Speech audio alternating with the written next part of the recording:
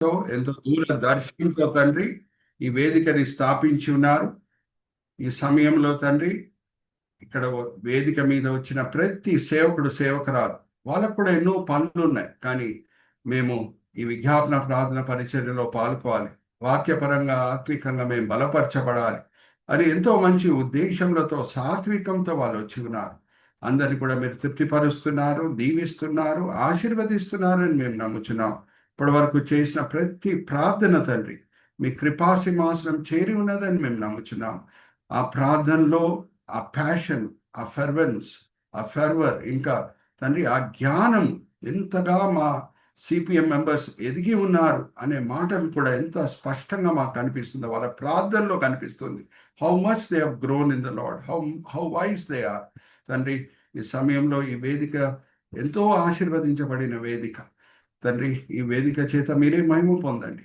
మేము చేసే ప్రతి కార్యం, ప్రతి యాక్టివిటీ మీ మనసుకి సంతోషము, మీ పేరుకి మహిమ కలిగేటట్లు మీ కృప చూపించండి. ఇప్పుడు మేము వాక్యం ధ్యానిస్తుండగా మా ప్రతి మాట, ఆలోచన, క్రియ మీ మనసుకి సంతోషము, మీ పేరుకి మహిమ కలిగేటట్లు మీ కృప చూపించండి. విన్నపంలో మేము యేసుక్రీస్తు పరిశుద్ధమైన నామమున వేడుకుంటున్నాం. ఆమేన్, ఆమేన్, ఆమేన్. సో ఈరోజు పాస్టర్ సోలమన్ రాజు గారు మనకి వాక్యం చదివే విషయంలో తోడ్పడతారు. మొదటిగా యోహాను సువార్త 8వ అధ్యాయం 12వ వచనం నేను చదివిస్తాను. యోహాను సువార్త 8వ అధ్యాయం 12వ వచనం. మరలా యేసు, నేను లోకమునకు వెలుగును, నన్ను వెంబడించువాడు చీకటిలో నడవక జీవపు వెలుగు కలిగి ఉండునని వారితో చెప్పాను. ఆమేన్. Thank you. అయితే నేను ఎప్పుడు మీతో పంచుకునే ఒక జనరల్ సత్యము మరీ గుర్తు చేసి ముందుకు వెళ్తున్నానండి. క్రైస్తవునికి ఇవ్వబడిన అన్నిటికంటే ప్రాముఖ్యమైన పరిచర్య ఏంటంటే దేవుణ్ణి ఆరాధించే పరిచర్య. నేను ఎప్పుడు ఫౌండేషన్ వేస్తాను, దాని మీదనే నేను ఇల్లు కడతాను. ఫౌండేషన్ మనం ఎప్పుడు కరెక్ట్గా వేయాలి, ఎప్పుడు కూడా మనం మర్చిపోదానికి వీల్లేదు. దేవుడు మనకు అప్పచెప్పిన అన్నిటికంటే ప్రాముఖ్యమైన పరిచర్య ఆయనను ఆరాధించే పరిచర్య. ఎందుకంటే వేరే పరిచర్యలు కూడా ఉన్నాయి, అవి కూడా ముఖ్యమైన పరిచర్యలే. సువార్త బోధించే పరిచర్య, ప్రవచించే పరిచర్య, స్వస్థపరిచే పరిచర్య అన్నీ కూడా ఉన్నాయి. కానీ ఆరాధనలో ఉన్న శ్రేష్టత ఏంటంటే ఆరాధన శాశ్వతమైన పరిచర్య. వేరే పరిచర్యలు అన్నీ కూడా ఈ లోకంకి నిమిత్తమైన పరిచర్యలు. ఏమన్నా ఒక పరిచర్య ఈ లోకంలో ప్రారంభమై పరలోకంలో కూడా కొనసాగుతుందంటే అది ఆయనను ఆరాధించే పరిచర్య. మిమ్మల్ని ఒక ప్రశ్న అడుగుతాను, మీరు అన్మ్యూట్ చేసుకొని జవాబు ఇవ్వండి. పరలోకం చేరిన తర్వాత అక్కడ ఏమన్నా స్వస్థపరిచే పరిచర్య ఉంటుందా అండి? ఎవరైనా రోగిలు ఉంటారా? ఉండరు. అలాగే పరలోకం చేరిన తర్వాత అక్కడ ఏమైనా సువార్త బోధించే పరిచర్య ఉంటుందా? ఎవరైనా పాపులు ఉంటారా రక్షణ పొందుటకు? లేదు సార్, ఉండరు. కానీ ఒక్క పరిచర్య ఏది మనం ఈ లోకంలో ప్రారంభం చేశామో పరలోకంలో కూడా కొనసాగిస్తామంటే అది ఆయనను ఆరాధించే పరిచర్య. దేవుని ఆరాధించే విషయంలో దేవుడు మన జీవితంలో కుమ్మరించిన దీవెనలు బట్టి ఆయనను ఆరాధించడం మంచిదే, కానీ అన్నిటికంటే శ్రేష్టమైన ఆరాధన ఏమై ఉన్నదంటే మన దేవుడు ఏమై ఉన్నాడో దాన్ని బట్టి ఆయనను ఆరాధించడం మనము నేర్చుకోవాలి. ఆయనలో ఉన్న గొప్ప గుణముల బట్టి, ఆయనలో ఉన్న ప్రత్యేకమైన శ్రేష్టమైన విషయాలు బట్టి ఆయనను ఆరాధించడం మనము నేర్చుకోవాలి. సో ఒక్కటి ప్రభువారిలో ఉన్న ప్రత్యేకత ఏంటంటే ఆయన పరిచర్యలో ఆయన సందర్భం తగ్గట్టు, కాంటెక్స్ట్ తగ్గట్టు ఆయన మాట్లాడేవాడు. గలీలియా సముద్రం పక్కన శిష్యులు చేపలు పడుతున్నారు, చేతుల్లో వలలున్నాయి. ఆ సమయంలో వచ్చి వాళ్ళతో చెప్పిన మాటలు ఏంటంటే, నేను మిమ్మల్ని మనుషులు పట్టే జాలులుగా చేయబోతున్నాను. అయితే అప్పటి వరకు వాళ్ళు పట్టిన చేపలను బహుశా వాళ్ళు అమ్మారేమో, చంపారేమో, తిన్నారేమో, కానీ ఇప్పటి నుంచి వాళ్ళు పట్టే చేపలని వాళ్ళు నిత్య జీవంకి నడిపించబోతున్నారు. హల్లెలూయా, ప్రైజ్ ది లార్డ్.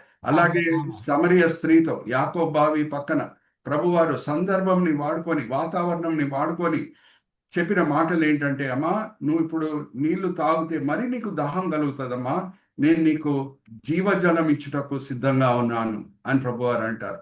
సందర్భం తగ్గట్టు ప్రభువారు మాట్లాడుతూనే ఉంటారు. అందుకే ఆగస్ట్ నెలలో ఇండిపెండెన్స్ డే సందర్భంలో నేను ఇండిపెండెన్స్ డేతో కూడిన కొన్ని అంశాలు తీసుకొని వాక్య పరిచర్య చేశాను. ఇప్పుడు సెప్టెంబర్ 1st వీక్లోనే భారతీయులంగా మనం ఒక ప్రాముఖ్యమైన దినంని ఆచరించాం. అదేంటంటే టీచర్స్ డే. దాంతో కూడిన బ్రీఫ్ హిస్టరీని కూడా నేను మీతో పంచుకున్నాను.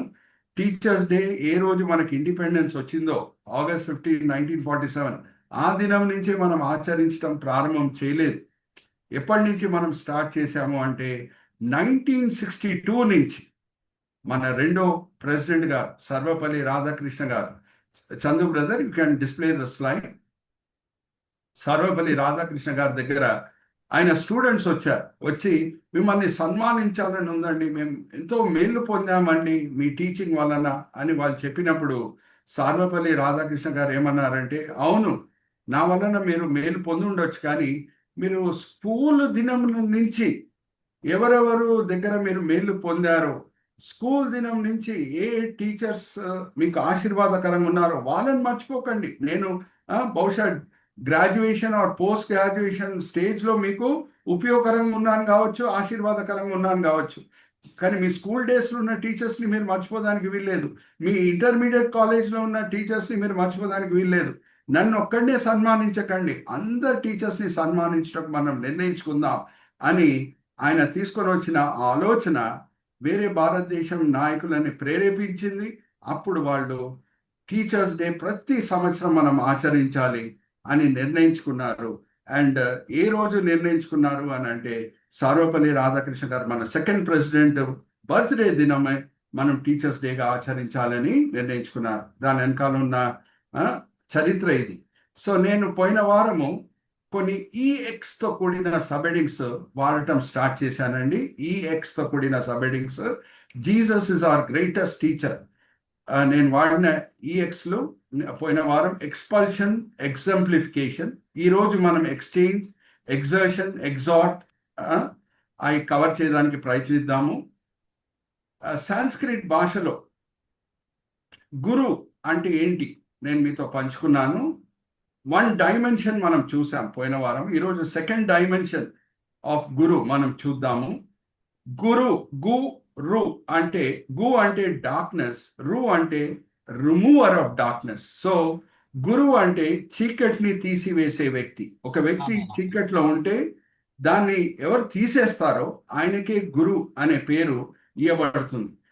ఏది మరుగై ఉన్నాయో, ఏది మనకు కనిపించట్లేదో, అది ఎవరు మనకు చూయిస్తారో వాళ్ళే మనకి నిజమైన గురువులై ఉన్నారు అని లేఖనం కూడా సెలవిస్తుంది. మన దేవుడే అందరికంటే గొప్ప గురు అనే విషయం బట్టి నేను పోయిన వారం మీతో పంచుకున్నాను. యేసుక్రీస్తు ప్రభువారి యోహాను సువార్త 8వ అధ్యాయం 12వ వచనంలో ఏమంటున్నారంటే, నేను వెలుగు అయి ఉన్నాను, నేను వెలుగు అయి ఉన్నాను. Chandra brother, you can show that slide. ఎక్కడ లైట్ కనిపిస్తుందో అక్కడ డార్క్నెస్ ఎలా వెళ్ళిపోతుందో మనం చూద్దాం. సాతానుడు యూనివర్సల్ ఎనిమీ మనకి, అందరికీ, క్రైస్తవులకే కాదు అందరికీ కూడా. ఈ లోకంకే అపవాది ఎవరు అని అంటే సాతానుడు. సాతానుడు చీకటి తీసుకొని వచ్చే ఒక చీకటి అందరి మనసులో ఏంటి అని అంటే, ఒక అబద్ధం ఏంటంటే, మీరు సత్క్రియలు చేయండి, సత్క్రియల వలన మీరు పరలోకంకి వెళ్తారు, అక్కడ దేవుడు అకౌంట్స్ పెడతాడు, మీ సత్క్రియలు ఎక్కువ ఉంటే, మీ పాపముల కంటే ఎక్కువగా ఉంటే అప్పుడు మీరు పరలోకం చేరగలుగుతారు. కానీ నిజమేంటి? అది వాక్యం సెలవిస్తుంది, బైబిల్ సెలవిస్తుంది. మనము సత్క్రియ చేయాలి, కానీ సత్క్రియల వలన మనకి రక్షణ రావట్లేదు, కానీ రక్షణ వలన మనం సత్క్రియలు చేయగలుగుతున్నాం అని లేఖనం సెలవిస్తుంది. అది వేరే మతాలు బోధించట్లేదు. వేరే మతాలు ఏం బోధిస్తున్నాయంటే, మీరు ఇది చేయండి, అది చేయండి. కానీ వాక్యం ఆర్ బైబిల్ ఏం బోధిస్తుంది అని అంటే, క్రైస్తవత్వం ఏం బోధిస్తుందంటే, మీరు ఏమీ చేసే అవసరం లేదు, శిల్వ మీద ముగించిన రక్షణ కార్యంని మీరు విశ్వాసంతో అంగీకరించండి, అప్పుడు నీతిమంతులుగా మీరు దేవుని దృష్టిలో ఎంచబడతారు. మీ హృదయము యేసు చిందించిన రక్తం చేత కడగబడుతుంది, మీ హృదయము దేవుని ఆలయంగా మారుతుంది, పరిశుద్ధాత్మ దేవుడు మీ హృదయం లోపల ప్రవేశించి ఆయన ప్రేమని మీ హృదయంలో కుమరించి మీరు సత్క్రియలు చేసేటట్లు ఆయన చేస్తాడు. ఏ చెయ్యన్నా పవిత్రంగా ఉంటేనే ఆ చెయ్యితో చేయబడిన సత్క్రియల్ని పరమ తండ్రి అంగీకరిస్తాడు. ఎందుకంటే ముంబై డాన్స్ కూడా మీరు చూస్తే వాళ్ళు కూడా సత్క్రియలు చేస్తారు, వాళ్ళు కూడా హాస్పిటల్స్ నడిపిస్తుంటారు, వాళ్ళు కూడా స్కూల్స్ నడిపిస్తుంటారు, కానీ వాళ్ళు పరలోకం చేరారు. ఎందుకంటే చెయ్యి అపవిత్రంగా ఉంది. ఫస్ట్ హృదయం మారితేనే నరినెత్తి నుంచి అరికాలు వరకు మనం నీతిమంతులుగా ఎంచబడతాం. అందుకే పౌలు భక్తుడు ఏమంటున్నాడు, ఒకసారి సొలొమోన్ రాజు గారితో నేను చదివిపిస్తాను. ఎఫెసీయులకు రాసిన పత్రిక 2వ అధ్యాయం 7వ వచనం నుంచి 10వ వచనం. ఈ వాక్య భాగం చదివించబడిన తర్వాత నేను ఒక ప్రశ్న అడుగుతానండి. మీరు ఆ ప్రశ్నకి జవాబిచ్చేటప్పుడు సిద్ధంగా ఉండాలి. ఎఫెసీయులకు రాసిన పత్రిక 2వ అధ్యాయం 7వ వచనం నుంచి 10వ వచనం. క్రీస్తు యేసునందు మనను ఆయనతో కూడా లేపి పరలోకమందు ఆయనతో కూడా కూర్చుండబెట్టెను. మీరు విశ్వాసము ద్వారా కృపచేతనే రక్షింపబడి ఉన్నారు. ఇది మీ వలన కలిగినది కాదు, దేవుని వరమే. అది క్రియల వలన కలిగినది కాదు గనుక ఎవడనూ అతిశయపడు వీలు లేదు. మరియు వాటి అందు మనం నడుచుకోవాలని దేవుడు ముందుగా సిద్ధపరిచిన సత్క్రియలు చేయుటకై మనము క్రీస్తు యేసునందు సృష్టించబడిన వారమై ఆయన చేసిన పని అయి ఉన్నాము. ఆమేన్. హల్లెలూయా, ప్రైజ్ ది లార్డ్. మీరు రక్షణ పొందిన తర్వాతనే సత్క్రియలు చేయుటకు యోగ్యులుగా దేవుని దృష్టిలో ఎంచబడతారు. ఇప్పుడు నేను అడిగే ప్రశ్న, పెంతెకోస్తు దినంన 3000 మంది యూదులు మారు మనసు పొందారు. భక్తి గల యూదులు పెంతెకోస్తు పండుగ ఆచరించటకు వచ్చి ఉన్నారు. వాళ్ళు మారు మనసు పొందారు. మారు మనసు పొందిన ముందే ఇంకా మారు మనసు కూడా పొందలేదు, దానికంటే ముందే వాళ్ళ ఆస్తులను నమ్మివేసి వాళ్ళ మధ్యనున్న తోడు యూదులకు ఇచ్చారా, లేకపోతే మారు మనసు పొందిన తర్వాత ఆస్తులను నమ్మివేసి వాళ్ళ మధ్యనున్న పేదలకు ఇచ్చారా? తర్వాత ఇచ్చారు సార్. తర్వాత ఇచ్చారు. హల్లెలూయా, ప్రైజ్ ది లార్డ్. ఎందుకంటే పరిశుద్ధాత్మ దేవుడు మన హృదయంలో ఒట్టి చేతులతో రాడు. ప్రేమ ఇస్తాడని లేఖనం సెలవియట్లేదు, కుమ్మరిస్తాడంట. హల్లెలూయా, ప్రైజ్ ది లార్డ్. దాంతో కూడిన వాక్య భాగం కూడా నేను సొలొమోన్ రాజు గారితో చదివిస్తాను. రోమిలికి రాసిన పత్రిక 5వ అధ్యాయం 5వ వచనం. రోమిలికి రాసిన పత్రిక 5వ అధ్యాయం 5వ వచనం. ఎందుకనగా ఈ నిరీక్షణ మన సిగ్గుపరచదు, మనకు అనుగ్రహింపబడిన పరిశుద్ధాత్మ ద్వారా దేవుని ప్రేమ మన హృదయములలో కృమ్మరించబడి ఉన్నది. ఆమేన్. కుమ్మరించబడి ఉన్నది, ఇయ్యబడినది కూడా కాదు. మారు మనసు పొందే ముందు కూడా వాళ్ళు యూదులే, మారు మనసు పొందిన తర్వాత కూడా వాళ్ళు యూదా మతం నుంచి మారు మనసు పొంది క్రైస్తవులు అయ్యారు. ఇంకా మత్తయి సువార్త కూడా రాయబడలేదు. ఇంకా వాళ్ళ దగ్గర ఒక లేఖనం ఉంది అని అంటే ఆది కాండం నుంచి మలాకి గ్రంథం వరకే ఉంది. కానీ అప్పటి వరకు చేయని సత్క్రియలు ఇప్పుడు చేయగలుగుతున్నారు అని అంటే అది వాళ్ళ సొంత శక్తి వలన కాదు, పరిశుద్ధాత్మ దేవుడు ఇప్పుడు లోపల నుండి వాళ్ళని ప్రేరేపిస్తున్నాడు కాబట్టి, వాళ్ళ హృదయాల్లో ప్రేమ కుమరించి ఉన్నాడు కాబట్టి వాళ్ళ ఆస్తులను కూడా అమ్మివేసి వాళ్ళు సత్క్రియలు చేయగలుగుతున్నారు. కానీ చీకట్లో ఉన్న వాళ్ళు ఏమనుకుంటారంటే మేము సత్క్రియలు చేస్తే పరలోకం చేస్తాం. కాదు, మొదట్లో మారు మనసు పొందిన తర్వాత మీరు సత్క్రియలు చేయండి. అది నిజం. ఆ నిజంకి వెలుగు అయిన యేసు మనల్ని నడిపిస్తాడు. ఇంకా there is one more dimension to the word guru. అప్పటి వరకు అర్థం అవ్వంది, మరుగై ఉన్నది, దాన్ని బయలుపరుస్తాడు. ఇప్పుడు నేను ఆ స్లైడ్ చూపించే ముందు పాత నిబంధనలో ఉన్న ఒక సంఘటన మీ ముందు తీసుకొని వస్తున్నాను. దానియేలు గ్రంథం 2వ అధ్యాయం చాలా వినండి. నెబుకద్నెజర్ రాజుకి ఒక కళ వస్తుంది. కళ వచ్చినప్పుడు ఆ కళ ఏంటో కూడా మర్చిపోతున్నాడు.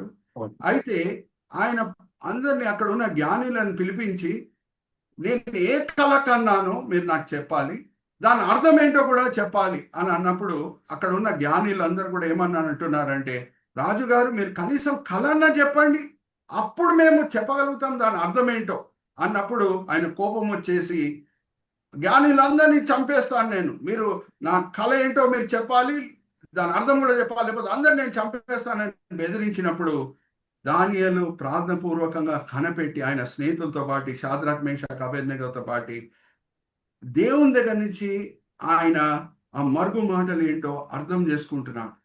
చీకట్లు ఉన్న మాటలలో అర్థం చేసుకుంటున్నాడు.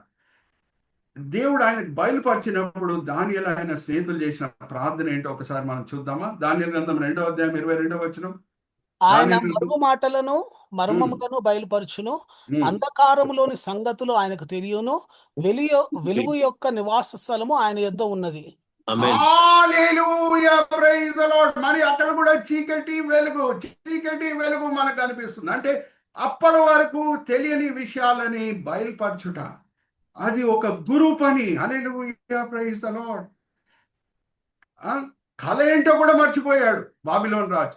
అప్పుడు కళ ఏంటో ఫస్ట్ దానియేలు ఆయన గుర్తు చేస్తున్నాడు, దాని అర్థం ఏంటో కూడా గుర్తు చేస్తున్నాడు. జస్ట్ మీకు అందరికి కూడా తెలుసు. మరి ఇంకొకసారి ఆ స్లైడ్ చూపించి ఆ ఆ విగ్రహము దేన్ని సూచిస్తుందో మనం ఇంకొకసారి చూద్దాం. ఆ ఆ పెద్ద విగ్రహం, బంగారు శిరస్సు, ఆ వెండి రొమ్ము, ఇత్తడి తొడ, ఇనుపు కాలు, మరి పాదం వచ్చి కొంచెము ఇనుపు, కొంచెము ఆ చూస్తే మట్టి. ఏమని అంటున్నాడంటే దానియేలు, చూడండి రాజుగారు, ఈ బంగారు శిరస్సు ఈ అన్ని కూడా ఈ లోకంని పరిపాలించే రాజ్యములని సూచిస్తున్నాయి. ఈ ఈ ఈ విగ్రహంలో ఉన్న భాగములన్నీ కూడా లోకంని పరిపాలించే రాజ్యములని సూచిస్తున్నాయి. ఈ బంగారు శిరస్సు బాబిలోన్ రాజ్యంని సూచిస్తుంది.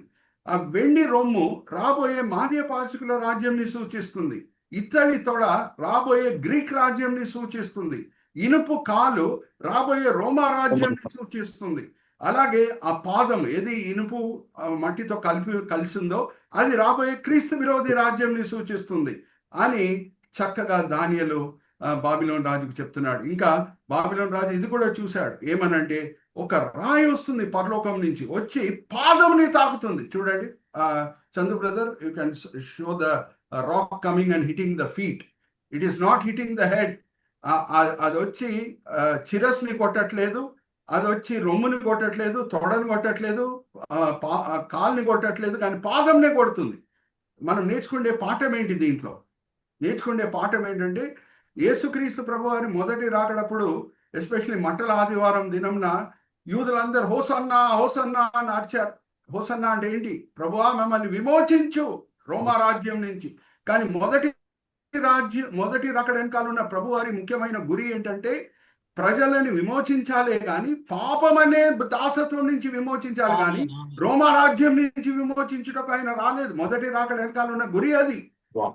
సో రెండో రాకడప్పుడు క్రీస్తు విరోధి లోకంని పరిపాలించే సమయంలో ఆయనతో యుద్ధం చేసి అర్మగదాన్ యుద్ధంలో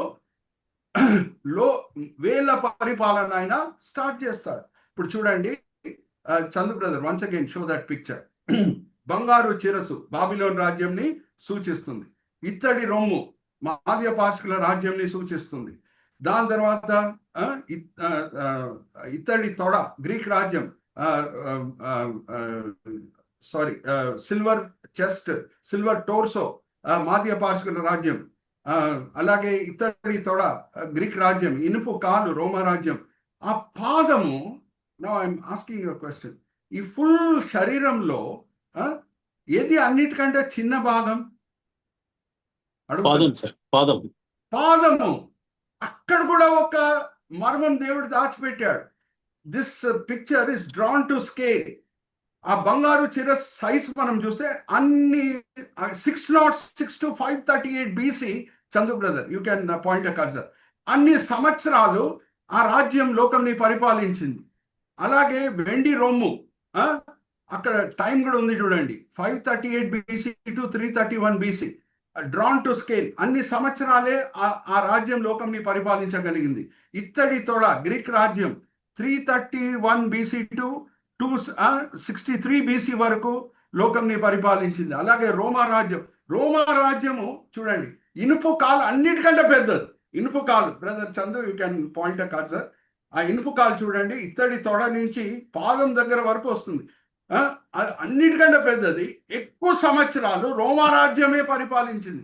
క్రీస్తు విరోధి రాజ్యము సంఘం ఆరోహణమై వెళ్ళిపోయిన తర్వాత 7 సంవత్సరాల శ్రమకాలంలో ఆయన లోకంని పరిపాలిస్తాడు. యాక్చువల్గా పరిపాలించేది ఆ 7 సంవత్సరాలు 3.5 సంవత్సరాలే. అందుకు ఆ పాదం సైజ్ చూడండి ఎంత తక్కువగా ఉందో. హల్లెలూయా, ప్రైజ్ ద లార్డ్. అందుకే అది చిన్న భాగం. ఇంకొకటి ఏంటి, యేసుక్రీస్తు ప్రభువారు ఆ రాయి ఎవరిని సూచిస్తుంది? యేసుక్రీస్తు ప్రభువారిని సూచిస్తుంది. ఆయన వచ్చి ఎక్కడొచ్చి దాన్ని తాకుతున్నాడు, ఆ విగ్రహంని తాకుతున్నాడు. ఆయన వచ్చి బాబిలోన్ రాజ్యంని నాశనం చేయలేదు, వచ్చి మాదీయ పారసీకుల రాజ్యంని నాశనం చేయలేదు, ఆయన వచ్చి గ్రీక్ రాజ్యంని నాశనం చేయలేదు, ఆయన వచ్చి రోమా రాజ్యంని నాశనం చేయలేదు, ఆయన వచ్చి క్రీస్తు విరోధి రాజ్యంని నాశనం చేస్తాడు. Hallelujah, praise the Lord. Are you all understanding? ఆ రాయి వచ్చి పాదంనే కొడుతుంది కానీ ఆ శరీరంలో ఉన్న వేరే భాగాలను కొట్టట్లేదు. Are you all with me? So ఇటువంటి మరుగు మాటలని బయలుపరిచే గురుగారు మన యేసుక్రీస్తు ప్రభువారు. అప్పటి వరకు అర్థం కాని విషయాలని, అప్పటి వరకు ఏది చీకటిగా కనిపిస్తున్నదో, అక్కడ వెలుగు తీసుకొని వచ్చి అప్పటి వరకు కనిపించని విషయాలను చూపించేది మన గ్రేట్ గురు యేసుక్రీస్తు ప్రభువారు. అందుకే ప్రకటన గ్రంథం అనే పేరు ఎందుకు వచ్చింది? గ్రీక్ భాషలో అపోకాలిప్స్ అని అంటారు. అపోకాలిప్స్ అంటే ఏంటి? Opening, unveiling. ఆ అనిమేషన్ కూడా నేను మీకు చూపిస్తున్నాను. అప్పటి వరకు ఏం జరగబోతుందో ఎవరికి తెలియదు, కానీ ప్రకటన గ్రంథం మనం చదివినప్పుడు రాబోయే దినంలో ఏం జరగబోతుందో అన్ని కూడా మనం అర్థం చేసుకోవచ్చు. Chandra brother, you can show that animation. ఇక్కడ చూడండి. You can once again click it brother. ఇంకొకసారి క్లిక్ చేయండి. ఆ అనిమేషన్ చూడండి. స్క్రీన్ ఓపెన్ అవుతుంది. అపోకాలిప్స్ అంటే అన్వీలింగ్. అంటే నేను మిమ్మల్ని అడుగుతున్నానండి, వచ్చే వారాల్లో నేను ప్రకటన గ్రంథంతో కూడిన విషయాలు కూడా మీతో పంచుకుంటాను. వేరే మతం వాళ్ళు, హిందూస్ అన్నా, ముస్లిమ్స్ అన్నా, సిఖ్స్ అన్నా, జైన్స్ అన్నా, బుద్ధిస్ట్ అన్నా, వాళ్ళకి రాబోయే దినంలో ఏం జరగబోతుందో తెలుసా అండి? మనం క్రైస్తవులంగా ప్రకటన గ్రంథం చదువుతున్నాం కాబట్టి రాబోయే దినంలో ఏం జరగబోతుందో దేవుడు ముందే మనకు బయలుపరిచాడు. Hallelujah, praise the Lord. Can people of other faiths tell? We know what is going to happen in the future. వాళ్ళు మనం ఎంత అధికారంతో చెప్పగలుగుతున్నామో, సంఘం ఆరోహణం అవుతుంది, 7 సంవత్సరాల శ్రమకాలం ఉంటుంది, శ్రమకాలంలో 21 దేవుని తీర్పులు రాబోతున్నాయి. ఇదంతా కూడా మనం ఎలాగా తేటగా, ఎంత బలంగా, అధికారంతో బోధించగలుగుతున్నామో వేరే మతాల వాళ్ళు చెప్పగలుగుతారా? Give me yes or no? No, sir. No, they cannot. కానీ మన గురు ఏది వేరోళ్ళకి మరుగాయి ఉన్నాయో, ఏది వాళ్ళకి చీకటిగా కనిపిస్తుందో మనకు కనిపించేటట్లు చేస్తున్నాడు. Hallelujah, praise the Lord. That is why he is the greatest guru. There are 2 dimensions. ఒకటి, సాల్వేషన్ విషయంలో చాలా మంది చీకట్లో ఉన్నారు. ఇది చేస్తే మాకు మోక్షం కాదు. యేసు చేసిన కార్యంని విశ్వాసంతో అంగీకరిస్తేనే మోక్షం. హల్లెలూయా, ప్రైజ్ ది లార్డ్. అలాగే రాబోయే దినం గురించి అందరు చీకట్లో ఉన్నారు. ఏం జరగబోతుందో వాళ్ళకి తెలియదు, కానీ క్రైస్తవంగా మనకు తెలుసు. That is why the greatest teacher, he expels darkness. అందుకే ఎక్స్పల్షన్ అనే మాట నేను వాడాను. నెక్స్ట్ ఈఎక్స్ కూడా మనం చూసామండి. ఎగ్జంప్లిఫికేషన్. యేసుక్రీస్తు ప్రభువారిలో ఉన్న శ్రేష్టత ఏంటంటే, ఒక మంచి గురువులో ఉన్న శ్రేష్టత ఏంటంటే, ఆయన ఈ దారిలో నడుచుకోండి అని ఆయన శిష్యులకు చెప్పటమే కాదు, ఈ దారిలో నడుచుకోండి అని ఆయన స్టూడెంట్స్కి చెప్పటమే కాదు, మొదట్లో ఆ దారిలో ఆయన నడుచుకొని చూపిస్తాడు, ఈ దారిలో మీరు నడుచుకోండి అని. Hallelujah, praise the Lord. Let's go to the next slide brother. నేను పోయిన వారం కూడా ఈ ఇల్లస్ట్రేషన్ మీతో పంచుకున్నాను. ఒక డాక్టర్ గారు, డాక్టర్ ఇవానోని, ఎప్పుడు రుజువుపరచబడే అవసరం పడిందో, లోకల్ అనిస్థీషియాతో అపెండిసైటిస్ ఆపరేషన్ చేసుకోవచ్చు, జనరల్ అనిస్థీషియా అవసరం లేదు, లోకల్ అనిస్థీషియా ఇచ్చి కూడా అపెండిసైటిస్ ఆపరేషన్ చేయించుకోవచ్చు అని ఆయన అందరికి చెప్పినప్పుడు అందరు నమ్మని సమయంలో ఎప్పుడు అది రుజువుపరచాలి అనే అవసరం పడిందో ఆయనే స్వయాన సెల్ఫ్ సర్జరీ చేసుకొని చూపించాడు. అపెండిసైటిస్ ఆపరేషన్ కొరకు జనరల్ అనిస్థీషియా అవసరం లేదు, లోకల్ అనిస్థీషియా చాలు అని. యేసుక్రీస్తు ప్రభు వారి బోధలో కూడా, పరిచర్యలో కూడా మనం గమనిస్తే ఆయన మొదట్లో పాటించి తర్వాత బోధ చేస్తారు. బోధ చేస్తారు. జాగ్రత్త వినండి. బోధ చేసి పాటించడం కాదు. ప్రాక్టీస్ వాట్ యు ప్రీచ్ కాదు. First practise and then preach. అందుకే అపోస్తల కార్యం 1:1 ఏమని రాయబడి ఉన్నది? ఆ క్రమం చూద్దాం. ఆ లేఖనంలో ఉన్న క్రమం ఏం మొదట్లో వస్తుందో మనం చూద్దాం. సొలొమోన్ రాజు గారు తోడ్పడతారు. అపోస్తల కార్యం 1:1 చదవండి బ్రదర్. ఓ థయోఫిలా, యేసు తాను ఏర్పరచుకున్న అపోస్తులకు పరిశుద్ధాత్మ ద్వారా ఆజ్ఞాపించిన తరువాత ఆయన పరమునకు చేర్చబడుకొనబడిన దినము వరకు ఆయన చేయుటకును బోధించుటకును ఆరంభించిన వాటన్నిటిని గురించి చేయుటకును బోధించుటకు అని వస్తుంది, కానీ బోధించుటకును చేయుటకు అని లేదు. ప్రతి లేఖనము పరిశుద్ధాత్మ ప్రేరేపణ వల్ల రాయబడటమే కాదు, లేఖనంలో ఉన్న క్రమం వెనకాల కూడా పరిశుద్ధాత్మ ప్రేరేపణ మనకు కనిపిస్తుంది. ఏ ముందు బి రాదు, బి ముందు సి రాదు. ఆయన చేయుటకును బోధించుటకును. ఉదాహరణకు నేను చెప్తున్నాను, యేసుక్రీస్తు ప్రభువు బాప్తిజం పొందే సమయంలో ఒక్క సూచక క్రియ కూడా ఆయన ఇప్పటి వరకు చేయలేదు, ఒక అద్భుత కార్యం కూడా చేయలేదు, పరిచర్య ప్రారంభం చేయలేదు, ఒక్క ప్రసంగం కూడా చేయలేదు. ఆకాశం తెరవబడుతుంది, అక్కడి నుంచి ఒక స్వరం వినిపిస్తున్నది, ఈయన నా ప్రియ కుమారుడు, ఈయన బట్టి నేను ఎంతో ఆనందిస్తున్నాను. అంటే కొన్ని రోజుల తర్వాత ఆయన కొండ మీద ప్రసంగం చేయబోతున్నాడు. అక్కడ పలికిన ప్రతి మాట ఆయన మొదట్లోనే పాటించాడు కాబట్టి బోధించినప్పుడు ఒక శక్తితోనూ ఒక అధికారంతోనూ బోధించగలిగాడు. హల్లెలూయా, ప్రైజ్ ది లార్డ్. నేను మిమ్మల్ని అడుగుతున్న ఒక ప్రశ్న, బాప్తిజం పొందే సమయంలో యేసు పరిచర్య ఆల్రెడీ ప్రారంభం చేశారా అండి? లేదు. Yes. Yes or no? No No, no no. No. So తండ్రి అప్పుడే చూస్తున్నారు, 30 సంవత్సరాల సిద్ధపాటు నజరేత్ గ్రామంలో ప్రతిదీ ఆయన పాటించాడు మొదట్లోనే, దాని తర్వాతనే బోధించాడు. అందుకు ఆయన బోధలో ఒక శక్తి, ఒక అధికారం ఉండింది. పాత నిబంధనలో కూడా మనం చూస్తే ఒక శాస్త్రి ఉన్నాడు. శాస్త్రి అనగానే వెంటనే ఆయన మీకు గుర్తు రావాలి, ఆయన పేర్లోనే ఒక పుస్తకం ఉంది Ezra పాత 6. నిబంధనలో. ఇజ్రా శాస్త్రి. Ezra 6. Ezra, very good, right answer. ఆయన కూడా ఒక గొప్ప దిద్దుబాటు తీసుకొని వచ్చాడు ఆయన పరిచర్య సమయంలో. ఇజ్రాయేలీలు ఆ సమయంలో అన్య స్త్రీలను పెళ్లి చేసుకొని దిగజారిపోయే సమయంలో దేవుడు ఎజ్రాను లేపి ఒక గొప్ప దిద్దుబాటు తీసుకొని వచ్చేటట్లు ఆయనను వాడుకున్నాడు ఆయన మహిమార్థమై. ఎజ్రా జీవితంలో కూడా మనం గమనిస్తే మొదట్లో పాటించడం, తర్వాత బోధించడం మనకు కనిపిస్తుంది. దాంతో కూడిన వాక్య భాగం నేను పాస్టర్ సోలమన్ రాజు గారితో చదివిపిస్తాను. ఎజ్రా గ్రంథము 7వ అధ్యాయం 10వ వచనం చదవండి బ్రదర్. దాని తర్వాత నేను ఒక ప్రశ్న అడుగుతాను అందరిని. ఎజ్రా యెహోవా ధర్మశాస్త్రం పరిశోధించి దాని చొప్పున నడుచుకొనుటకును ఇజ్రాయేలుకు దాని కట్టడలను విధులను నేర్పుచుటకును దృఢ నిశ్చయం చేసుకొనెను. నడవటం మొదట్లో వచ్చిందా, నేర్పించటం మొదట్లో వచ్చిందా? నడవటం. హల్లెలూయా, ప్రైజ్ ది లార్డ్. మరి అటువంటి వ్యక్తినే దేవుడు వాడుకున్నాడు గొప్ప దిద్దుబాటు తీసుకొని వచ్చే విషయంలో. హల్లెలూయా, ప్రైజ్ ది లార్డ్. సో మనం కూడా సంఘం ముందు నించొని బోధ చేసే ముందు ఏ విషయాలు బట్టి మనం బోధ చేస్తున్నామో, ఉపదేశిస్తున్నామో, మొదట్లో మనం పాటించి ఉపదేశిస్తే మన బోధలో ఒక అధికారం ఉంటుంది, ఒక శక్తి ఉంటుంది. హల్లెలూయా, ప్రైజ్ ది లార్డ్. ఆమేన్, ఆమేన్. ఏ విషయం అన్నా తీసుకోండి, పవిత్రత విషయం, ధారాళం అయిన మనసు కలిగి పరిచర్య చేసే విషయం, తోడు క్రైస్తవులకి సహాయం చేసే విషయం, ఏ విషయం అన్నా ఉండనియండి, మనం పాటించి బోధిస్తే మన మాటల్లో ఒక శక్తి ఉంటుంది, ఒక అధికారం ఉంటుంది. మన ముందు ఉన్న క్రైస్తవుల మనసులు కదిలింపబడతాయి. ఆర్ యు ఆల్ విత్ మీ? మూడోది ఎక్స్చేంజ్. మరి ఆ ఎక్స్చేంజ్తో కూడిన మాటలు పలికే ముందు ఒక ప్రశ్న అడిగి ముందుకు వెళ్తాను.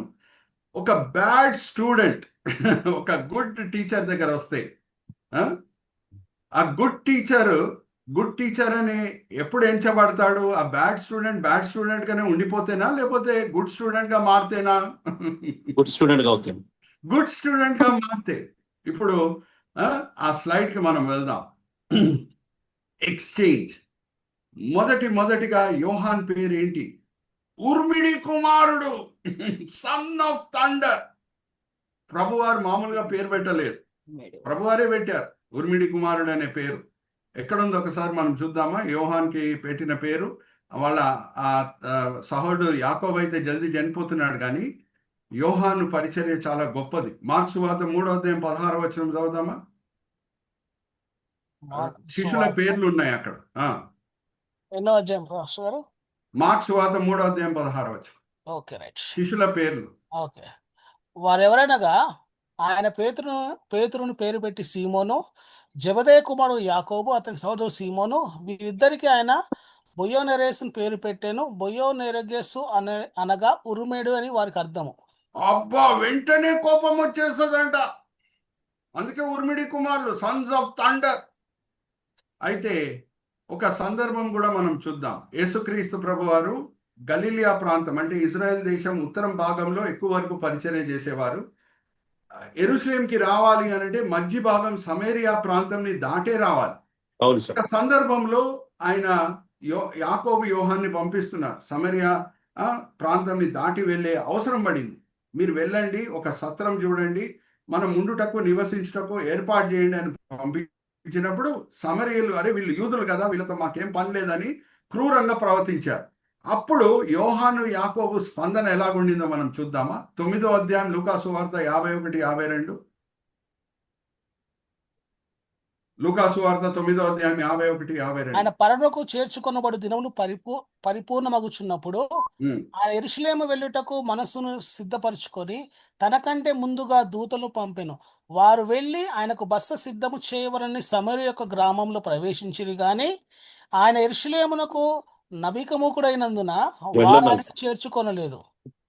శిష్యులైన యాకోబు యోహాను అది చూచి, ప్రభువా, ఆకాశం నుండి అగ్ని దిగి వీరిని నాశనం చేయనట్లు మేము ఆజ్ఞాపించడం నీకు ఇష్టమా అని అడుగుగా ఉమ్. ఆయన వారి తట్టు తిరిగి వారిని గద్దించెను. ఇంగ్లీష్ లో చాలా చక్కగా ఉంటది, ఎస్పెషల్లీ ఫుట్ నోట్స్ లో. Son of man has not come to destroy but to save అనే మాట ఉంటది. ప్రభువా, ఆకాశం నుంచి అగ్ని రప్పించి వీళ్ళని భస్మం చేద్దామా.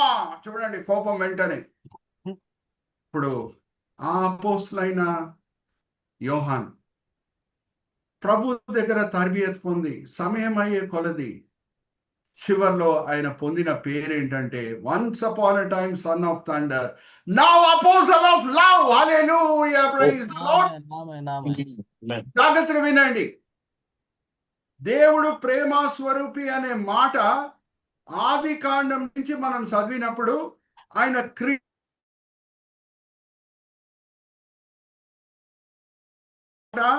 దేవుని క్రియల బట్టి మనకి ఆ సత్యం అర్థమవుతూనే ఉంటుంది ఆది కాండం నుంచి. కానీ ఎక్కడ కూడా రాయబడలేదు.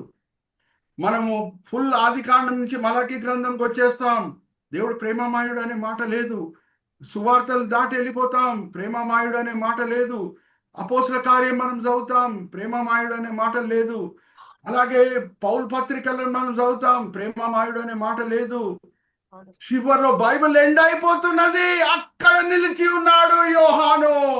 ఆయన పలికిన మాటలు ఫస్ట్ టైం బైబిల్లో దేవుడు ప్రేమమయుడు. హల్లెలూయా, ప్రైజ్ ది లార్డ్. అరే, దేవుడు ప్రేమమయుడు అనే సత్యము ఆయన క్రియల చొప్పున అయితే అందరు చూడుస్తున్నారు, కానీ ఎవరు రాశారు ఆ మాట? యోహాన్. Once upon a time son of thunder. Exchange అయిపోయింది. ఒక నేచర్ తీసుకొని వచ్చాడు, కోపంతో కూడిన నేచర్. ఆ నేచర్ని ఎలాగ ప్రభువారు మార్చేశాడంటే, ఎలాగ ఎక్స్చేంజ్ చేపించేశాడు అంటే ప్రేమతో కూడిన నేచర్ ఆయన పొందేటట్లు చేశాడు. ఒకసారి చదువుతామా బ్రదర్? అపోస్తల యోహాను సువార్త 1వ అధ్యాయం 4వ వచనం. ఎక్కడ కూడా ఆ మాట లేదు. ఆది కాండం నుంచి 1 యోహాను వరకు దేవుని ఏ మాటలు వాడి వర్ణిస్తున్నాడు యోహాన్? దేవుడు ప్రేమ స్వరూపి. హల్లెలూయా, ప్రైజ్ ది లార్డ్. ఇంకా ఉద్యాపంలో ఉన్నప్పుడు ఆయన ఎక్కడ వెళ్ళినా సరే, అరే అపోస్తులైన యోహాను వచ్చాడు, ఆయన ప్రసంగించని అని ఆయనకి ప్రసంగం చేయటకు సమయం ఇచ్చినప్పుడు నించోని ఉద్యాపంలో ఉన్న యోహాను 2 మాటలే చెప్పి కూర్చుండేవాడు. దేవుణ్ణి ప్రేమించుడి, పొరుగు వారిని ప్రేమించుడి అని కూర్చుండేవాడు. అందరు అడిగేవారు, వేరే బోధ లేదా, వేరే మాటలు మీరు ఎందుకు బోధించట్లేదు అని అంటే యోహాన్ చెప్పిన జవాబు ఏంటంటే, ప్రతి సందర్భంలో మీరు సంఘ చరిత్ర చదవండి, దీనికంటే ముఖ్యమైనది ఏమైనా ఉందా అండి అని అడిగేవాడంట. హల్లెలూయా. ఒక సమయంలో ఆయన ఉర్మిడి కుమారుడు. Are you all understanding what a great teacher our Lord Jesus Christ is to transform them like that. ఇంకా మన గెత్సెమనీ తోటలో శిష్యులు ఎలాగ పారిపోయారు? పిరికితనం వలన పారిపోయారు, అవునా? ఎవరు కూడా లేరు, అందరు పారిపోయారు. కానీ ప్రభు ఆయన ఆత్మరూపిగా వాళ్ళలో నివసిస్తూ ఎటువంటి మార్పులు తీసుకొని వచ్చారు అని అంటే, హతసాక్షులుగా చనిపోటకు వాళ్ళు సిద్ధపడారు. హల్లెలూయా, ప్రైజ్ ది లార్డ్. ఇంకా ఒక సందర్భం మనం చూద్దాం. పేతురు యోహాను సనద్రిన్ సభలో నించొని పలికిన మాటలు, ఆకాశం కింద యేసు నామం తప్పితే వేరే ఏదీ లేదు రక్షించుటకు అని ఆ మాటలు అధికారంతో, బలంతో, ఇంకా ధైర్యంతో పలికినప్పుడు వాళ్ళు ఎలాగా స్పందించారో మనం చూద్దాం. సనద్రిన్ సభ వాళ్ళు. అపోస్తల కార్యం 4వ అధ్యాయం 12, 13 చదవండి బ్రదర్. మరి ఎవని వలన రక్షణ కలగదు, ఈ నామమునే మనం రక్షణ పొందవలను గాని ఆకాశం కింద మనుషులలో ఇయ్యబడిన మరి ఏ నామమున రక్షణ పొందలేము అనెను. వారు పేతురు యోహానుల ధైర్యం చూచినప్పుడు వారు విద్య లేని పామరులని గ్రహించి ఆశ్చర్యపడి వారు యేసుతో కూడా ఉండిన వారని గుర్తెరిగిరి. హల్లెలూయా, ప్రైజ్ ది లార్డ్. విద్య లేని పామరులు, ఏ బైబిల్ కాలేజ్ కూడా వెళ్ళలేదు, మేము స్థాపించిన బైబిల్ కాలేజెస్కి వెళ్ళలేదు, వీళ్ళు వచ్చి ఇంత శక్తితో ఇంత అధికారంతో మా ముందు బోధిస్తున్నారే అని ఆశ్చర్యపడిరంట. హల్లెలూయా, ప్రైజ్ ది లార్డ్. ఒక సమయంలో పిరికితనం వలన పారిపోయిన శిష్యులే. ఎక్కడి నుంచి వచ్చింది ఆ మార్పు? ఎక్స్చేంజ్ ఎవరు చేశారు? ఆ నేచర్ని, ఆ పిరికితనంని తీసివేసేసి ధైర్యం ఎవరు తీసుకొని వచ్చారు? గ్రేట్ గురువు అయిన యేసుక్రీస్తు ప్రభువారు. హల్లెలూయా, ప్రైజ్ ది లార్డ్. ఒక్కటి జ్ఞాపకం పెట్టుకోండి, ఒక్క దినంలో ఏ టీచర్ అన్నా ఆయన స్టూడెంట్ని మార్చలేడు. అందుకు టీచర్కి ఏం అవసరం మనం చూద్దాం. Okay, let's go to the next slide brother. Exertion is required. Exertion is required. Exchange తీసుకొని రావాలి అని అంటే ఏం అవసరం? మన టీచర్లో ఉన్న గ్రేట్నెస్ ఏంటి? మన గ్రేట్ గురువు అయిన యేసులో ఉన్న గొప్పతనం ఏంటి? ఎక్సర్షన్. ఎక్సర్షన్ ఇక్కడ చూడండి. A patient teacher, a patient teacher. అన్నీ ఒక దినంలో నేర్పించేస్తాను అని కోరుకుండే యేసు కాదు ఆయన. ఎందుకంటే కొన్ని విషయాలు స్టూడెంట్స్ జీర్ణం చేసుకోగలుగుతారు, కొన్ని విషయాలు వాళ్ళు జీర్ణం చేసుకోలేరు. అందుకు కిండర్ గార్డెన్ ఉన్న క్లాసులు ఒక రకంగా ఉంటాయి, 10th క్లాస్ ఉన్న క్లాసులు ఒక రకంగా ఉంటాయి, ఇంటర్మీడియట్లో క్లాసులు ఒక రకంగా ఉంటాయి, డిగ్రీ స్టేజ్లో క్లాసులు ఇంకో రకంగా ఉంటాయి. అలాగా టీచర్స్ నేర్పిస్తూ స్టూడెంట్స్ని ముందుకు తీసుకొని వెళ్తారు. యేసు కూడా చూడండి ఎలాగా ప్రయాసపడుతున్నారు. ఇక్కడ మనం చూస్తే కిండర్ గార్డెన్లో ఒక టీచర్ ఉండొచ్చు, 10th క్లాస్లో ఇంకొక టీచర్ ఉండొచ్చు, ఇంటర్మీడియట్లో ఇంకొక టీచర్ ఉండొచ్చు, డిగ్రీ కాలేజ్లో ఇంకొక టీచర్ ఉండొచ్చు. కానీ యేసు మాత్రం మనం మారు మనసు పొందినప్పటి నుంచి ఒకటే teacher. Hallelujah, praise the Lord. ఆయన ఆత్మని మన లోపల పెట్టి ప్రతి నిమిషం నడిపించే టీచర్ అయి ఉన్నాడు. హల్లెలూయా, ప్రైజ్ ది లార్డ్. ఒకసారి తీద్దామా? యోహాను సువార్త 16వ అధ్యాయం 12వ వచనం చదవండి బ్రదర్. నేను మీతో చెప్పవలసిన ఇంకా అనేక సంగతులు కలవు గాని మీరు వాటిని సహింపలేరు. అరే మీరు ఇప్పుడు ఇంకా 10th క్లాస్ ఉన్నారు, డిగ్రీ సబ్జెక్ట్స్ నేను ఇప్పుడే చెప్పాను మీకు. హల్లెలూయా, ప్రైజ్ ది లార్డ్. అయితే ఆయన అనగా సత్యస్వరూపి అయిన ఆత్మ వచ్చినప్పుడు మిమ్మల్ని సర్వసత్యంలోనికి నడిపించును. ఆయనే తనంతట తాను ఏమి బోధింపక వేటిని వినినో వాటినే బోధించును. సర్వసత్యంకి నడిపించును. Step by step he will educate you. He will make you understand the mind of God. Hallelujah, praise the Lord. అందుకే పౌలు ఏమంటాడు? 1 కొరింథీయులకు రాసిన పత్రిక 4వ అధ్యాయం 14వ వచనంలో మీరు యేసు మనసు కలిగి ఉన్నారు. ఆ యేసు మనసు కలిగి ఉండటం అంటే యేసు వలె చూడటం. ఒక విషయంని యేసు వలె చూడాలి అని అంటే you have to grow in Christ. You have to grow in Christ. పరిశుద్ధాత్మ దేవుడు ఆయన గురించి 2 ప్రోగ్రెసివ్ వర్డ్స్ మనం వాడచ్చు. ఒకటి ప్రోగ్రెసివ్ సైంటిఫికేషన్, అంటే పరిశుద్ధత విషయంలో ఒక అడుగు నుంచి ఇంకొక అడుగు, ఒక మెట్టు నుంచి ఇంకొక మెట్టు తీసుకొని వెళ్తాడు.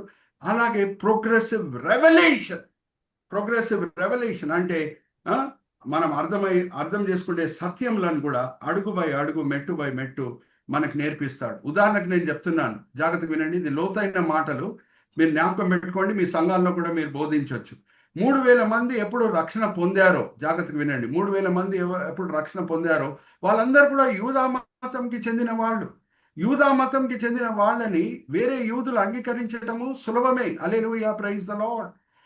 కానీ 8వ అధ్యాయానికి మనం వస్తే ఫస్ట్ టైము సంఘము చెదిరిపోయిన తర్వాత సమరయులు మారు మనసు పొందుతున్నారు. సమరయులు మారు మనసు పొందినప్పుడు సూచక క్రియలు కనిపిస్తున్నాయి. పరిశుద్ధాత్మ దేవుడు వాళ్ళ జీవితంలో వచ్చినప్పుడు యోహాను, పేతురు చేయబెట్టి వాళ్ళ మీద ప్రార్థన చేసినప్పుడు వాళ్ళు కూడా ప్రవచించిరి, వాళ్ళు కూడా అన్య భాషల్లో మాట్లాడిరి. అలాగే 10వ అధ్యాయం అపోస్తల కార్యంకి మనం వస్తే కొర్నేలియు కంప్లీట్లీ జెంటైల్, ఆయన ఇంటి వాళ్ళు మారు మనసు పొందినప్పుడు మరి సూచక క్రియలు కనిపిస్తున్నాయి. పరిశుద్ధాత్మ దేవుడు వాళ్ళ జీవితంలో వచ్చినప్పుడు వాళ్ళు అన్య భాషల్లో మాట్లాడుతున్నారు, ప్రవచిస్తున్నారు. కానీ 3000 మంది జీవితంలో పరిశుద్ధాత్మ దేవుడు వచ్చినప్పుడు వాళ్ళు అన్య భాషల్లో మాట్లాడలేదు, ప్రవచించలేదు. ఎందుకంటే యోధుడిని అంగీకరించే విషయంలో ఏం అభ్యంతరం ఉండదు. హల్లెలూయా, ప్రైజ్ ది లార్డ్. కానీ సమరయులని యూదులు అంగీకరించాలంటే, వాళ్ళని కూడా ఈక్వల్ ట్రీట్మెంట్ ఇవ్వాలంటే పరిశుద్ధాత్మ దేవుడు సూచనలు చూపించాడు వాళ్ళ జీవితంలో వచ్చేది విషయంలో. అలాగే కొర్నేలియు జీవితంలో వచ్చే విషయంలో కూడా సూచక క్రియలు చూపించి వచ్చాడు. హల్లెలూయా, ప్రైజ్ ది లార్డ్. ఎందుకంటే అప్పటి వరకు యూదులు ఎటువంటి మనసు కలిగి ఉన్నారంటే మెస్సయ్య మా సొత్తే, యేసయ్య మా ప్రాపర్టీయే, ఇంకా ఆయన ఎవరి సొత్తు కాదు, అలాగా వాళ్ళు ఆలోచన కలిగి ఉన్నారు. అందుకు నేను ఈ మాటలన్నీ కూడా ఇప్పుడే మీకు చెప్తే మీకు జీర్ణం కాదు అని ప్రభు గారు అంటున్నారు. పరిశుద్ధాత్మ దేవుడు వచ్చిన తర్వాత అడుగు బై అడుగు, మెట్టు బై మెట్టు సర్వసత్యంకైనా నడిపిస్తాడు.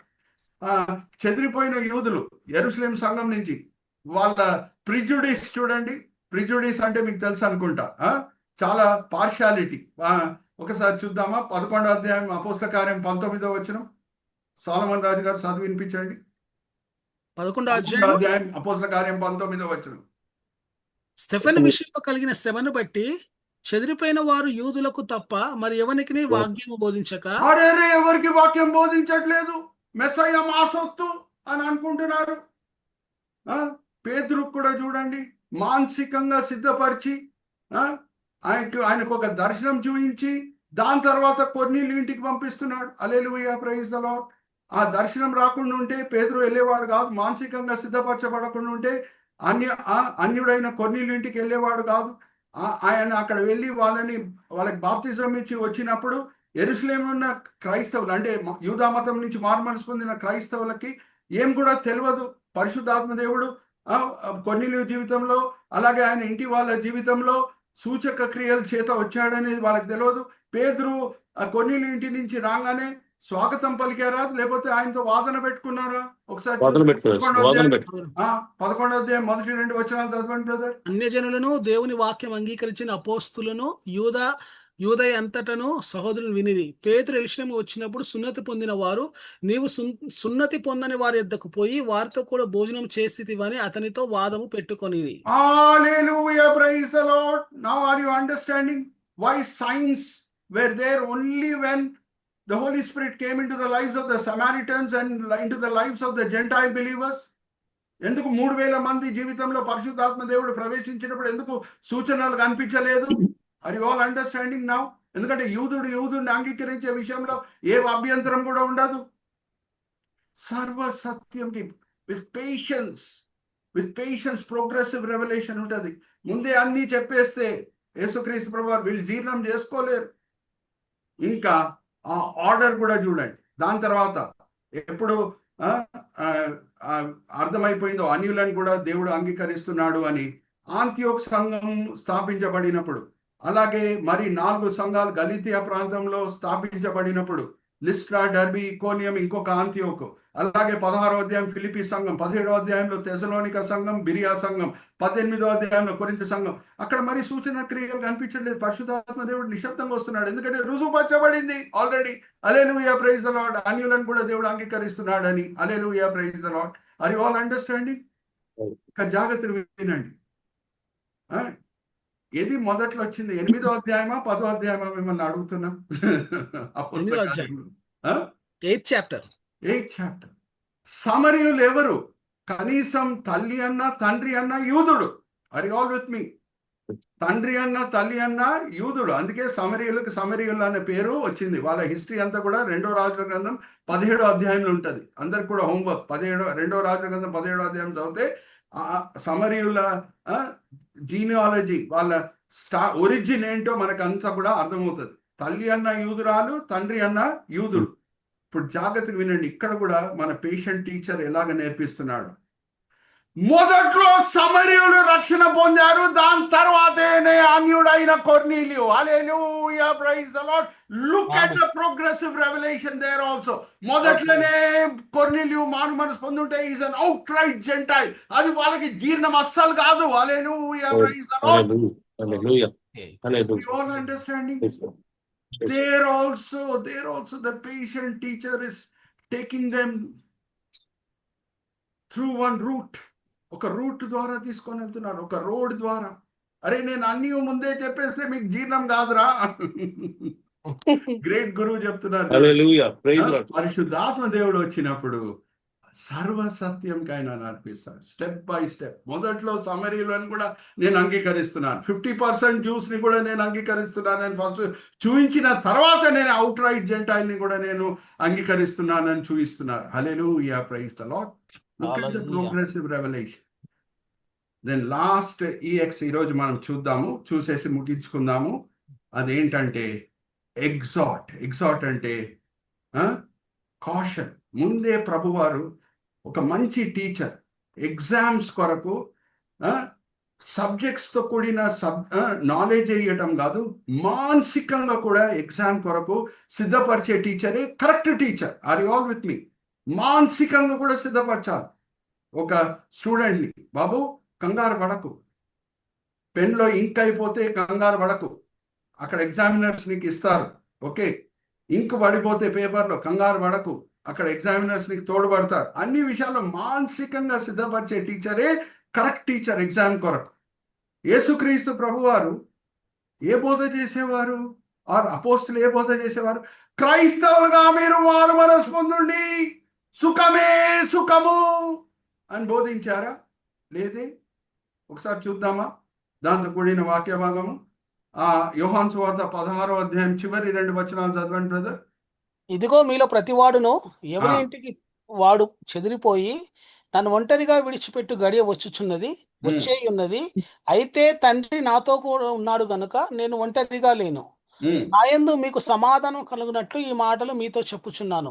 లోకములో మీకు శ్రమ కలుగును, అయినను ధైర్యం తెచ్చుకొనుడి, నేను లోకమును జయించి ఉన్నాను. నేను ఇప్పుడు నేను లోకంని జయించే వ్యక్తి ఆత్మరూపిగా మీలో నివసించబోతున్నాను కాబట్టి మీరు కూడా లోకంని జయిస్తారు. హల్లెలూయా, ప్రైజ్ ది లార్డ్. కానీ లోకంలో శ్రమలు వస్తాయని చెప్పలేదా ప్రభు? అలాగే అపోస్తులు ఎలాగ బోధించారు? ఆది సంఘం సమయంలో యేసుని అంగీకరించండి, సుఖమే సుఖము. ఈ బోధ బోధిస్తే సంఘాలన్నీ నిండిపోతాయండోయ్. కానీ ఏ సేవకుడన్నా, జాగ్రత్తగా వినండి, ఏ సేవకుడన్నా యథార్థంగా బోధించాలి. యేసుక్రీస్తు ప్రభువారు బోధించినట్లు, అపోస్తులు బోధించినట్టు. వాళ్ళు ఎలాగ బోధించారు? కొత్తగా రక్షణ పొందిన 4 సంఘ సభ్యులు, లిస్ట్రా, ఇకోనియం, డర్బీ, అలాగే ఆంతియోకు, అక్కడ సంఘాలు స్థాపించి పౌలు, బర్నబా మొదటి ఆత్మిక దండయాత్రను ముగించుకొని వాళ్ళు తిరిగి వెళ్ళిపోయే సమయంలో వాళ్ళు చెప్పిన మాటలేంటి? అపోస్తల కార్యం 14వ అధ్యాయం 22-23 చదవండి బ్రదర్. శిష్యుల మనస్సులను దృఢపరచి విశ్వాసమందు నిలకడగా ఉండవలననియు, అనేక శ్రమలను అనుభవించి మనము దేవుని రాజ్యములో ప్రవేశింపవలనని వారిని హెచ్చరించిరి. మరియు ప్రతి సంఘములో వారిని పెద్దలను ఏర్పరిచి ఉపవాసం ఉండి ప్రార్థన చేసి వారు నమ్మిన ప్రభువునకు వారిని అప్పగించిరి. హల్లెలూయా, ప్రైజ్ ది లార్డ్. పౌలు భక్తుడు కూడా ఎఫెసీ సంఘంలో 3 సంవత్సరాలు పరిచయం చేసి వెళ్ళే సమయంలో ఏమంటాడంటే, దేవుని సంకల్పం అంతయు నేను బోధ చేస్తాను. ఇది కూడా దాచిపెట్టలేదు. శ్రమలు వస్తాయి క్రైస్తవులకి. Chandu brother, you can show that slide. So English లో 2 వర్డ్స్ ఉన్నాయి, rhyming words. What are we preaching? అది చాలా ముఖ్యం. క్రైస్తవులంగా, సేవకులంగా ఈ ప్రశ్న మనం వేసుకోవాలి. Are we preaching gospel of adversity or gospel of prosperity? Are we preaching gospel of adversity or gospel of prosperity? Gospel of prosperity preach చేస్తే సంఘాలు నిండిపోతాయి. కానీ దేవుని చేత మనము పిలుపు పొంది ఉన్నాం. మనం జవాబుదారీ సేవకులంగా దేవునికి జవాబుదారీలాగా ఉన్నాం.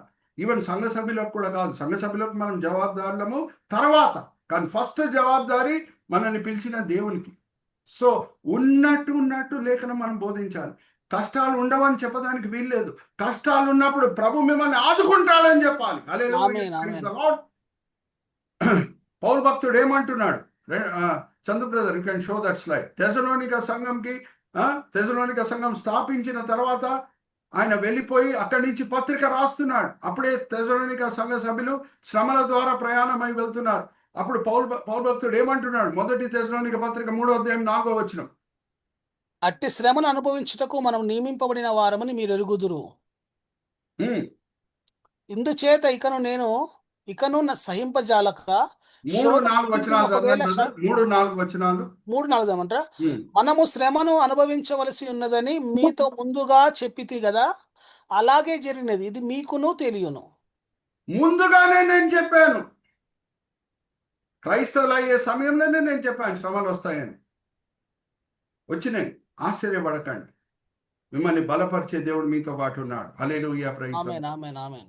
నేను శీల ఎలాగా కొరడా దెబ్బలు తిని చెరలో వేయబడి సంఖ్యలతో బంధింపబడి పాటలు పాడగలిగామో పరిశుద్ధాత్మ శక్తితో, మీరు కూడా పాడగలుగుతారు. Hallelujah, praise the lord.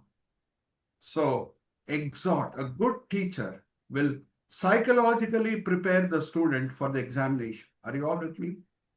ఎందుకంటే ముందే చెప్పకుండా ఉంటే శ్రమలు వచ్చిన తర్వాత క్రైస్తవులు దాన్ని సహించలేరు, దాన్ని జీర్ణం చేసుకోలేరు. అందుకు యేసుక్రీస్తు ప్రభువారు యథార్థంగా ముందే చెప్పారు, అపోస్తులు కూడా ముందే యథార్థంగా మానసికంగా క్రైస్తవులను సిద్ధపరిచారు.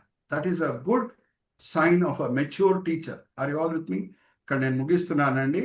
ఈరోజు మనము కవర్ చేసిన 5 EXలు అయితే 2 మనము ముందే పోయిన వారం కూడా కవర్ చేశాము. మరి నేను టచ్ చేశాను దాన్ని, ఎందుకంటే పోయిన వారం కొంచెం మంది లేరు కాబట్టి. First EX is expulsion, second EX is exemplification, third EX is exchange, fourth EX is exertion, fifth EX is exalt. ఇక్కడ నేను ముగిస్తున్నాను. చిన్న ప్రార్థన చేసి ఫ్లోరు బిషప్ సింగం గారికి అప్పచెప్తాను. తండ్రి, ఈ సమయం బట్టి ఎంతో వందనాలు, ఈ వేదిక బట్టి ఎంతో వందనాలు తండ్రి. ఎంతో దూర దర్శనంతో, భారంతో తండ్రి బిషప్స్ ఇద్దరు కూడా ఈ వేదికని స్థాపించడమే కాదు, ఎంతో ప్రయాసపడి దాన్ని ముందుకు తీసుకొని వెళ్తున్నారు. అలాగే తండ్రి, వేదిక మీద వచ్చిన ప్రతి సేవకుడు, సేవకురాలని మీ చేతిలో అప్పచెప్తున్నాం. వాళ్ళు ఈ సమయంలో వేరేదో పనుల్లో ఉండొచ్చు, కానీ ఎంతో సాత్వికంతో మేము కూడా ఆత్మికంగా వాక్యపరంగా బలపరచబడాలి, మేము కూడా నేర్చుకోవాలని వచ్చి ఉన్నా. అందరినీ కూడా మీరు తృప్తిపరచున్నారని మేము నమ్ముచున్నాం. నిష్ప్రయోజకమైన మీ దీనదాసుని నించోబెట్టి మీ మహిమార్థమై వాడుకున్నారు తండ్రి. దాన్ని బట్టి నేను మిమ్మల్ని స్తుతిస్తున్నాను.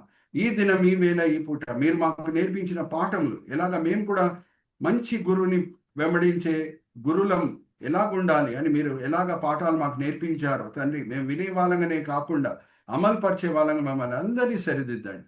ఈ వినపములు మేము యేసుక్రీస్తు పరిశుద్ధమైన నామములో వేడుకుంటున్నాం. ఆమేన్, ఆమేన్, ఆమేన్. ఆమేన్.